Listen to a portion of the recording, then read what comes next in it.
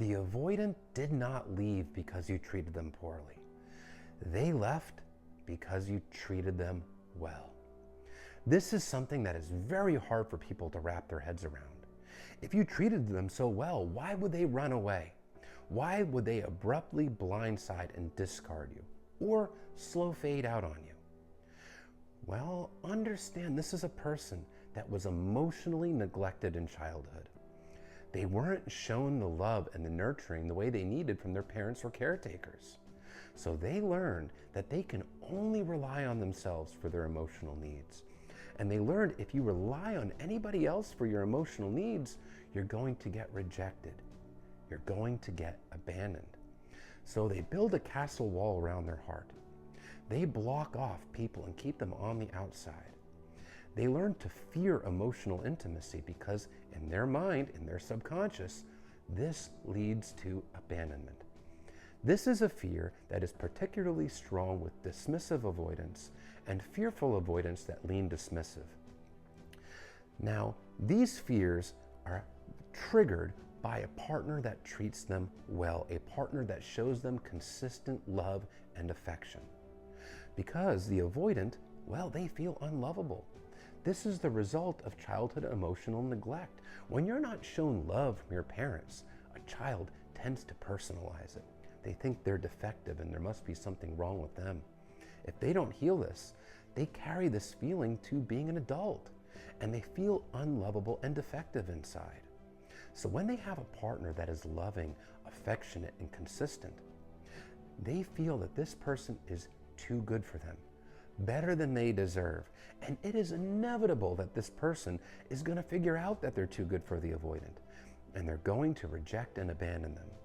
So it's safer to be the one doing the abandoning than to risk being abandoned themselves. They run from a partner that is special, and they recognize that this person's special. That's what triggers the fears when emotional intimacy is growing with a loving, kind partner. Now, for the same exact reasons, an avoidant will feel safe with a toxic partner. A toxic partner is emotionally unavailable. They're walled off themselves. So there's no threat of emotional intimacy with someone who is also emotionally unavailable. The toxic partner is not vulnerable or available for the avoidant, so the avoidant does not feel the pressure to be available or vulnerable in return for the toxic partner. Plus, the toxic partner is nothing all that special. They don't treat the avoidant that well, so the avoidant with their low self-esteem will feel like that's what they deserve. The healthy partner is better than they deserve, but the toxic partner is what they deserve. So this relationship with a toxic partner will feel emotionally safe. Even though they're not being treated well, they don't have to be vulnerable with this person, and they don't fear losing this person. It feels safe. Those are relationships they generally don't run from and have an easy time committing to. Now, a loving partner, on the other hand, somebody who is emotionally available and vulnerable, well, that creates an unspoken pressure for the avoidant to be available and vulnerable in return for this person. That makes the avoidant feel unsafe. They feel pressured to be vulnerable, and being vulnerable equals abandonment. And a person that's loving and kind, if they let that person into their heart, it would be devastating for the avoidant to be abandoned by that person. So it's safer to do the abandoning.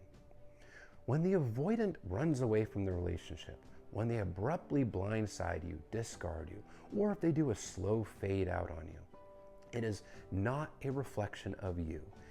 If you treated them well and showed them consistency, love, and respect, and they still did this to you, it is a reflection of the avoidant's fears. It is their unhealed attachment wounds. When these fears are triggered, every cell in their nervous system is fired up with anxiety.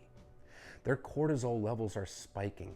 They go into fight, flight, or freeze mode, and they choose flight. It's how they protect themselves in a maladaptive way. It's called maladaptive because it actually self-sabotages. It hurts them and it hurts the other person as well. But it is a survival mode. It's how they've learned to keep themselves safe, because emotional vulnerability is unsafe, and that's what they learn from childhood. So when they shut down, when they abruptly blindside, discard, slow fade, it is truly a reflection of their unhealed attachment wounds and their character. It is not a reflection of the person that is being thrown away. If anything, the avoidant is actually self-rejecting themselves as being not good enough for the loving partner, not rejecting the loving partner as not being good enough for them. This is a person with low self-esteem that feels that they are unlovable. They don't view you as unlovable. They view themselves as unlovable. So don't personalize it. As hard as it is, don't personalize this kind of behavior, because it's not a reflection of anything you did wrong. It's actually a reflection of everything you did right. It means that you were a loving partner and that scared them to their core.